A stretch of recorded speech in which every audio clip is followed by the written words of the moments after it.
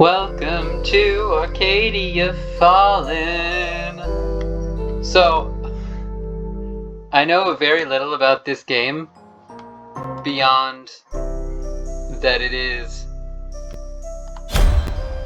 based on what I've heard, exactly my jam. Just real quick, can I play this on a controller? Oh, that's fine, I can just use a mouse. It's not going to be that hard, probably. Are there subtitles? Oh wait, duh. Never mind. Cool. Anyway, I know very little about this game. It got recommended to me by Steam. Oh, we have a guest. Welcome. I was just about to tell a story. And I think I may have just found the perfect main character. What do we call you? Oh man, I don't know. What is my name? I mean, I'm Artemis? Hold on, is it? Yeah, okay, so capitalization does matter. I couldn't decide because it's all caps, but it's not all caps. It's tricky. A fine name. Let's put a face to it. I've been led to believe that this is going to be exactly my jam. I know very little else about it, though.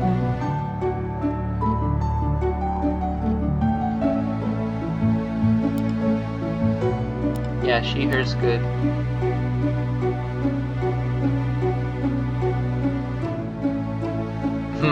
Game, you and I have very different definitions of what counts as androgynous and what counts as masculine. Anyway.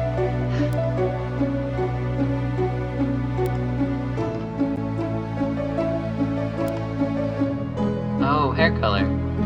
Well, my hair's not quite that blonde, not quite this red, but sure.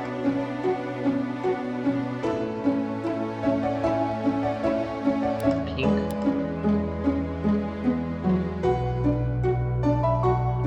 Oh yeah, yeah. No, purple. I don't really like how that looks with the sleeves, but whatever. Sure. No.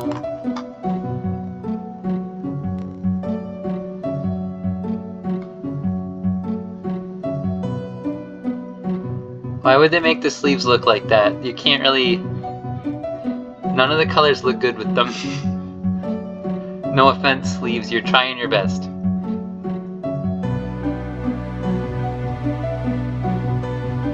Whatever, just do black then. I wonder... No. Oh, that sounds nice. Happy to help. Yes. Sure. That's kind of me. I'm curious though, real quick, just... Okay, so you can't have... Cool. I still think this is as me as I'm gonna really get, but... Cool. Artemis, are you ready to become a legend? No, I don't think so. Oh. I wanted to sass the narrator thing. Yeah, okay, sure. I did it wrong again. What if I say no a third time? Okay. We're gonna stop saying no now and trying to sass the narrator. It's fine. Galdra Studios. From the shimmer of light in the workshop, you felt safe to the broken glass. In the streets, reflecting her fright. Desperation can set the stage for acts of villainy, and heroes may need to confront their demons in more ways than one. For a choice to be made, you must overcome the binding and twining of souls are bound. So strong that they just keep you bold and tall. Yes, you. What will you do when the call for action beckons you to choose? Yes, you. What will you be? a hero, a villain, or a monster indeed.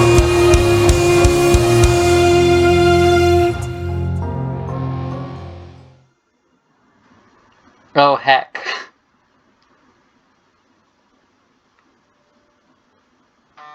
So, just to the east, way past even the capital of Errand, lies a small town known as Anemone Valley. And in that town sits a very special shop. Despite its modest size, the store is visited by most, for it is the only one of its kind in the town. This is, watching just that opening cutscene, I now absolutely believe that this is very much my kind of game. A store that sells alchemy. It is owned by Elizabeth, a master of her craft, and well respected among those who buy her wares. And you just happen to be her apprentice. Thank you for your purchase. Please come again. Your master is firm but kind in her teachings. She treats the herbs with religious dedication, and for the better part of your life, you've been trying to learn as much as you can from her. We are running low on headache remedies. Would you mind handling the rune table for a moment?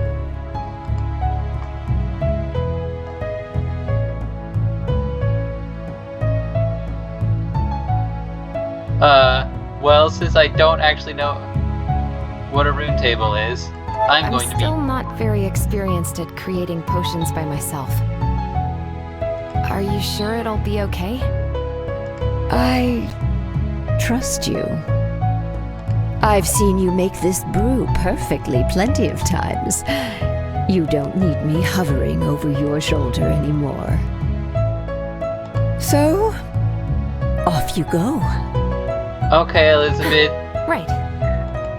If you say so. The rune table is an artifact provided to alchemists by the School of Magic. It runs on a core of controlled magic and can be by anyone with the proper training. Manipulated is the word I couldn't read there. It is, of course, not as powerful as an actual mage, but it is quite practical for making household charms and remedies. Headache cures being one of the most popular options. You get to work preparing the ingredients as a tall man with an intimidating glare enters the store. What can I do for you today, sir? Spare me. Just give me the usual, and make it quick. I don't want to stick around in this creepy freak show any longer than I have to. Right. One remedy coming right up. Behind the man, a shadow moves. A child peeks out, staring across the room with big, frightened eyes. You haven't seen the kid around the shop before. By the looks of it, he's been told one too many tales of child-eating potion makers.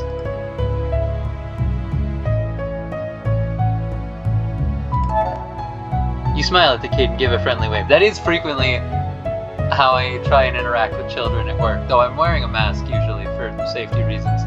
So maybe I'm just sort of ominously waving at children, but at first he freezes, realizing he has been caught, but then he slowly emerges and gives a shy wave back.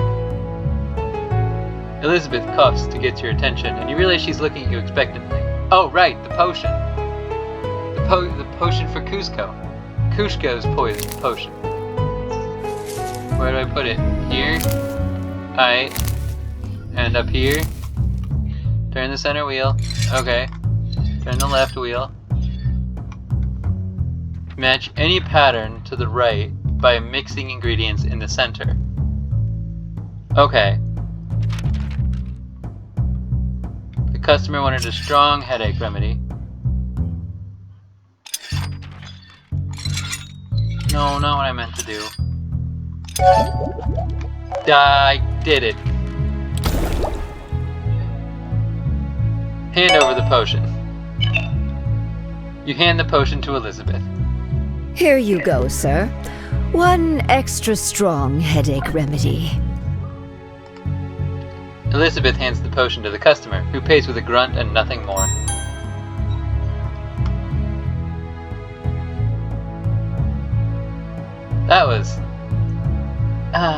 That was interesting.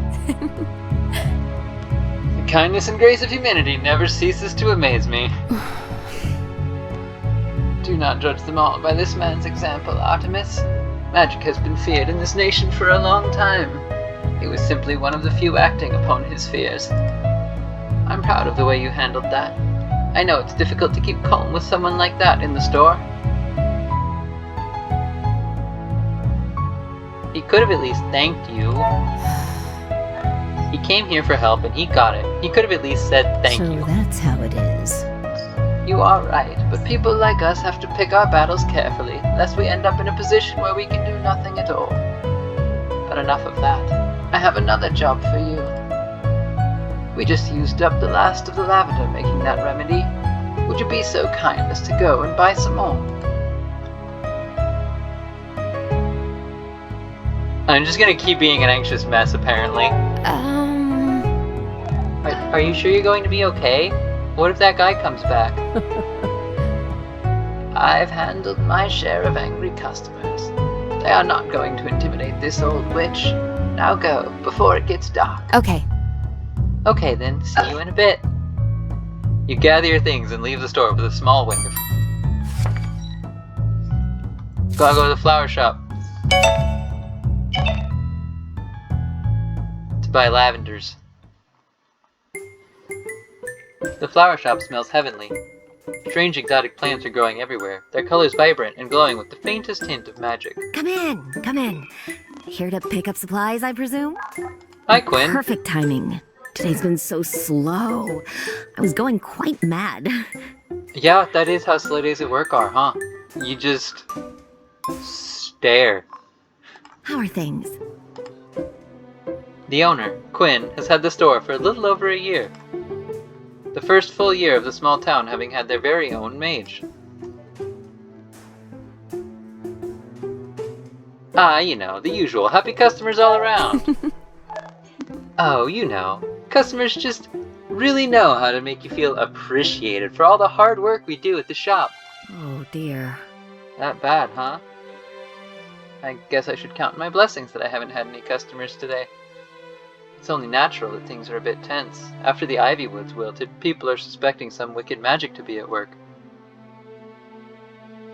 Okay. Quinn, you better not be related to the ivy woods thing, because if so, then I can no longer ignore the potential for that to be a Harley Quinn and Poison Ivy jokes. Okay, anyway. Which, of course, means people are less keen on coming near us Magi folks. The ivy woods wilted? What happened to the ivy woods? Curious. You haven't heard? And here I thought small town news was supposed to travel fast. Yesterday, an entire section of the forest just died. I've wanted to go and gather some samples, see if perhaps it's a rare disease killing the trees. But I can't leave the shop, and I don't want to be caught out there investigating. People might start to suspect I was the one who did it, and I really don't need that kind of attention. What kind of samples do you need? I wonder. Actually, Anything would do at this point. A cutting from a dead tree, a pinch of the dirt. It could all tell me something about how it died. I'll get it. I'll do it. I can go and get it for you. The forest isn't that far, and it might help. absolutely not. Elizabeth would kill me if she found out I sent you out there alone. It's dangerous, you know. No one but trained demon hunters would or should go near the area. No, it's better to let the officials handle this. I'm sure they'll figure out the cause soon enough. Hopefully then, things will calm down. Spoil sport. That sounds so boring, though. Ha, well, take it from someone who grew up in a school of kids who randomly set things on fire by accident. Sometimes, boring is good. People suspect magic? What do you mean?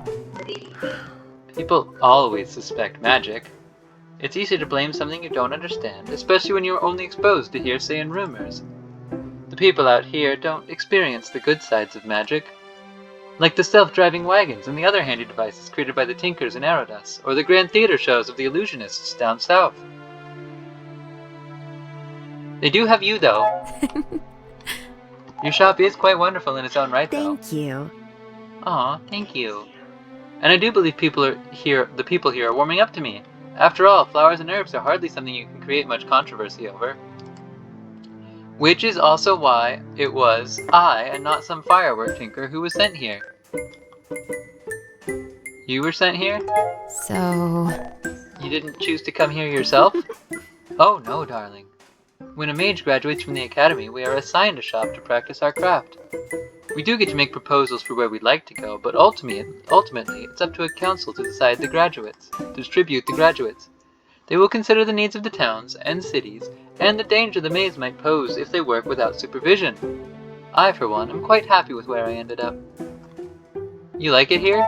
really? You actually like it here? I thought you'd want to be somewhere more lively? Like in one of the capitals or something? Just imagine. Oh no, that's way too dull. I wouldn't learn anything in a forest of bricks. Out here, I'm right in the center of the greatest garden of all. Not to mention the fascinating underground of the magic mines. The energy coursing through the soil here is completely unique, and I keep finding new specimens that would make the students back at the college green with envy. Okay, and then firework tinkers? Really? There are seriously mages who just make fireworks? Of course, but they are not just fireworks. They are the best, most beautiful fireworks on the continent. Created to dazzle and entertain, they are a marvelous sight to behold. That sounds amazing.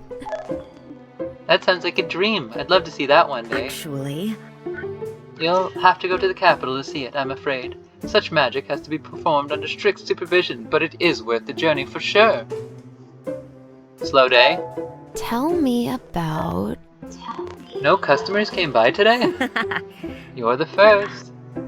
It is quite odd. By this time I usually have at least a couple of people poke their heads in, out of curiosity if anything. But today has been completely quiet. I was starting to wonder if perhaps I'd missed some kind of local holiday tradition. But I guess in the end, people are just wary of magic due to what happened to the forest. It's sad. I have no more questions. Elizabeth sent me to get lavender if you have any. oh, you'll love this. Ah, of course, of course. The world can't go round without the Madame's greatest headache remedy, can it now? Give me a second. Quinn finds the herbs you asked for and you pay for your Come back wares. soon. Do say hi to Elizabeth for me when you get back. I like Quinn. It's getting late, but the streets are still buzzing with activity. Citizens are making their final rounds, shopping, and greeting friends while walking home from work. A bard is sitting on the stones at the square, entertaining a small group of children, and you find yourself pausing to listen in as he spins his tale. And then, the Witch Queen of the North raised an army of demons from the depths of the mountains and laid waste to the lands. It was a time where wild magic ruled, and the people of this continent were bent under its heel. The children gasp and huddle closer together, and you smile. You've heard this story many times before and know just where it's going. But then, from the ashes of a burned nation, rose 7 heroes. They were the chosen ones, the paragons, and together they rallied the people and beat back the demon Scourge and their evil mistress. The children cheer. He's quite good. Once the battle was over, they formed the Empire, a nation governed not by magic, but by people. The first paragon traveled south and built the 7 Winds Academy, a school to teach the next generations of mages so that magic may never again be used for chaos. The second paragon traveled the continent to rid it from the remains of the witch's ilk. During his travels, other heroes chose to join his ranks, and that is how the Order of the Demon Hunters was formed. The remaining 5 set out to each build a great city. Ooh. Cities that would later become the capitals of the Empire. And in the central capital built by Alethros, their leader, stand 7 seats, each representing one of the 7 rulers of the Empire. And from these seats, their successors still rule to this day. The end. Wow. There's clapping and cheering, with some of the adults around politely joining in, but then one child raises their hand, head tilted in curiosity the way that only children can do. But, Mr. Bard, sir, you say there are 7 seats, but my mom says there are only 6. Why should the mages have a seat? The air suddenly tenses. The market has gone quiet. All eyes now turn to the bard, who remains unfazed, smiling. That's the thing about stories. Sometimes they don't actually end, even if the bard has said so. They become the beginning of something new. He turns slightly, and you swear for a moment he is looking straight at you before he shrugs. But alas, I was only paid to tell you rascals one tale for today. So, that particular sequel will have to wait for another time. There's a collection of groans of dismay, but the kids get up and leave. You, too, figure you've lingered long enough and continue on your way, except we will actually be doing that continuing in the next episode. Bye-bye!